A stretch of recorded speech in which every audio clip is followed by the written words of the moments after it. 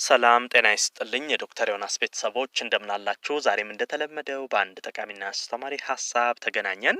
በዛሬ ፕሮግራሜ የምነግራችሁ የቡናን ጠቀሜታና ጉዳት ይሆናል። በነገራችን ላይ በጣም በርካታ የማህበረሰብ ክፍል ቡና እንደሚጠቀም ይታወቃል። ነገር ግን አብዛኛውን ሰው ቡና በሚወስድበት ጊዜ ለሰውነቱ ምን ጥቅም እንደሚሰጠው ወይንም ደግሞ ሰውነቱ ላይ ምን ጉዳት እንደሚያመጣ ብዙ ሰው ግንዛቤው የለውም። አሁን ይሄ ዝም ብሎ በወፍ በረር የሚታወቁ ነገሮች አሉ። አሁን ቡና ያነቃቃል እንደዚህ እየተባሉ አንዳንድ የሚታወቁ ነገሮች አሉ። ከዛ ባለፈ ግን ቡና ስትጠጡ ሰውነታችሁ ምን ጥቅም ያገኛል? የትኛው የሰውነት ክፍል ምን ይጠቀማል?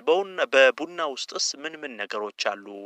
ቡና ለሰውነት ጉዳት አለው ወይስ የሚለውን ነገር ዛሬ ጠቅለል አድርጌ ዋና ዋና ሀሳቦችን የምነግራችሁ ይሆናል። አብራችሁኝ ቆዩ። ዶክተር ዮናስ ነኝ። ለቻናሌ አዲስ ከሆናችሁ ሰብስክራይብ በማድረግ ቤተሰብ ሁኑ። ይሄን መረጃም ላይክ፣ ሼር አድርጋችሁ ሌሎች ጋር እንዲደርስ እንዲማሩበት እንድታደርጉ በክብር እየጠየቁ በቀጥታ ወደ ሀሳባችን እንግባ።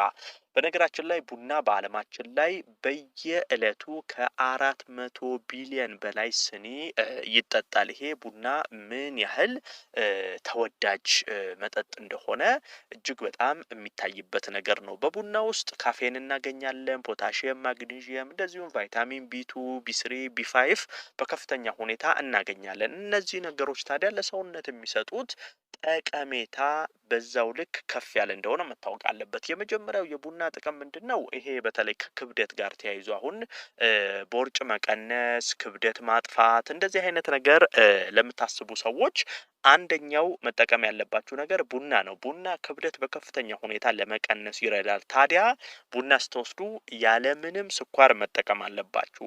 ይሄ ስኳር እየጨመራችሁ የተለያየ ማጣፈጫዎችን እየጨመራችሁ የምትጠቀሙ ከሆነ ጥቅም ሳይሆን ጉዳት ነው የሚሆንባችሁ። ነገር ግን ያለ ስኳር ቡና በባዶ መጠጣት ወይንም ደግሞ ንጹህ የተፈጥሮ ማር የምታገኙ ከሆነ እሱን መጠቀም ትችላላችሁ። ንጹህ ትክክለኛ ማር የምታገኙ ከሆነ እኔ አለ ስኳር ወይንም ካልጣፈጠኝ አልጠጣም የምትሉ ንጹህ ማር ብትጠቀሙ ትችላላችሁ። አለዚያ ግን ባዶውን መጠቀም ትችላላችሁ። ይሄ በተለይ ክብደትን በከፍተኛ ሁኔታ ለመቀነስ ቦዲ ማስ ኢንዴክሳችሁን ለማስተካከል ይረዳችኋል። ታዲያ በዚሁ ጨምሬ መናገር የምፈልገው በተለይ ጠዋት በባዶ ሆድ ስኳር ያልገባበት ቡና የምትወስዱ ከሆነ ይሄ በተለይ አንደኛ ምን ያደርግላችኋል? የምግብ ፍላጎታችሁ እንዲቀንስ ያደርጋል። አሁን ይሄ ቦርጭ ማጥፋት የምትፈልጉ ክብደት መቀነስ ለምትፈልጉ ሰዎች ነው። ቡና ጠዋት ላይ በስኳር የሌለው አንድ ስኒ ቡና ብትወስዱ ከዛ በኋላ ብዙ ምግብ እንዳትመገቡ ያደርጋል። ይሄ ሀፒታይታችሁ እንዲቀንስ ያደርጋል። ይሄ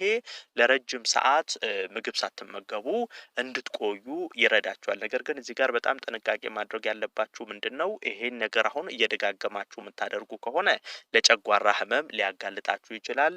የሆድ ድርቀት ሊያመጣባችሁ ይችላል። አሁን ቡና በባዶ ሆድ ጠዋት ላይ መውሰድ ክብደት ይቀንሳል እያላችሁ ሁሌ ጠዋት እየተነሳችሁ በባዶ ሆድ ቡና የምትወስዱ ከሆነ ጨጓራችሁን ትጎዳላችሁ። ድርቀትም እንደዚሁ የሰውነት ፈሳሽን የመምጠጥ ባህሪ ስላለው ድርቀትም ሊያመጣባችሁ ይችላል። ስለዚህ ሁሌ ማድረግ ሳይሆን አልፎ አልፎ ልትጠቀሙ ትችላላችሁ። እንደዚሁም ከአንድ ስኒ በላይ መውሰድ የለባችሁም። እንደዚሁም ደግሞ ቡናን ከወሰዳችሁ በኋላ በቂ የሆነ ውሃ መጠጣት ይኖርባቸዋል። ይሄን እንዳጠቃላይ ማወቅ አለባችሁ። ሁለተኛው ነገር ለራስ ምታት ህመም በከፍተኛ ሁኔታ ቡና ይረዳል።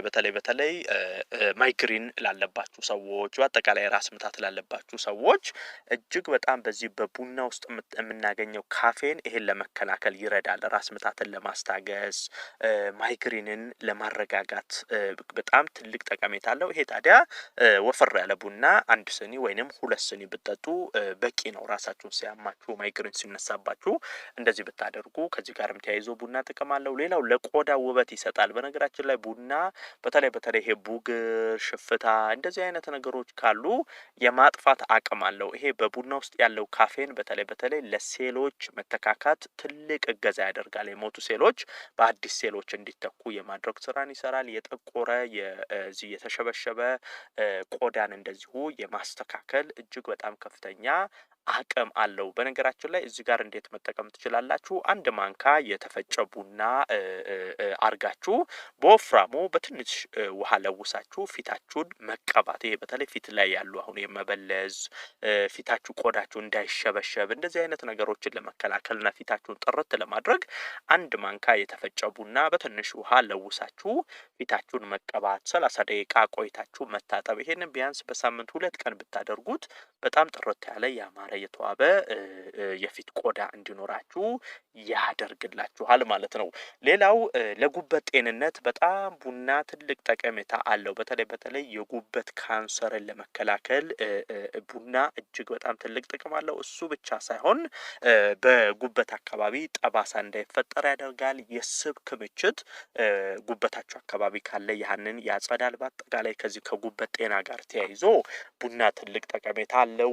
ሌላ መጨመር የምፈልገው ይሄ መግቢያ ላይ ያልኳችሁ አሁን ቡና ለማነቃቃት ለእንደዚህ አይነት ነገሮች ትልቅ እገዛን ያደርጋል። ይሄ እንደ ኃይል ምንጭነት ያገለግላል። ሰውነታችሁ ነቃ እንዲል ያውን የዛለ የደከመ አይምሮና አካል እንዲበረታ የማሰብ የማስታወስ ግንዛቤያችሁ እንዲጨምር የስራ ተነሳሽነታችሁ እንዲጨምር በአጠቃላይ ከዚህ ከሙድ ጋር ተያይዞ ከስነ አእምሮ ጋር ተያይዞ ቡና ትልቅ ጠቀሜታ አለው። ሌላው ለአይን ጤንነት ይረዳል። በነገራችን ላይ ሬቲና ዘና እንዲል የማድረግ አቅም አለው። ቡና ለአይናችሁ በጣም ትልቅ ጠቀሜታ አለው። በቀን በጤናማ መንገድ ቡና ከወሰዳችሁ አይናችሁን ጤናማ ማድረግ ትችላላችሁ። እነዚህ ሁሉ እንግዲህ ከላይ ያየናቸው ዝርዝር ነገሮች የቡና ጥቅሞች ናቸው። ታዲያ ይሄ ሲባል ቡና ጉዳት የለውም ማለት አይደለም። የቡናን ጉዳት ደግሞ ልንገራችሁ እስቲ።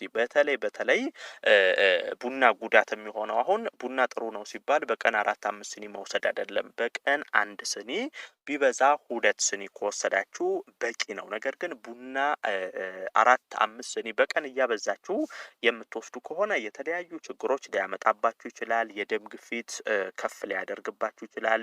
የጨጓራ መቆጣት ሊያመጣባችሁ ይችላል። እንደዚሁም ደግሞ በተለይ እርጉዝ ሴቶች ቡና የምታበዙ ከሆነ ለውርጃ ሊዳረግ የሚችልበት ሁኔታዎች አሉ።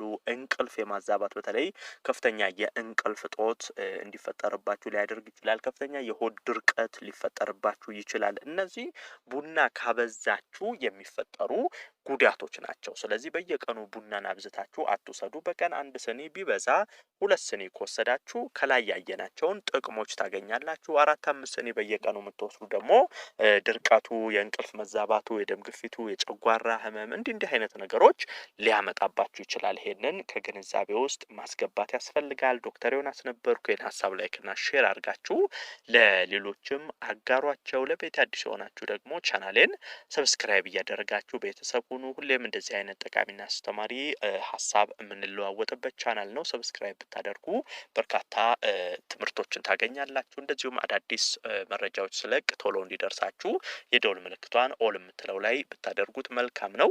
የዛሬን በዚሁ አበቃው። በቀጣይ ቀን በአዲስ ሀሳብ ዳግም የምንገናኝ ይሆናል። እስከዛው በያላችሁበት መልካም ጊዜ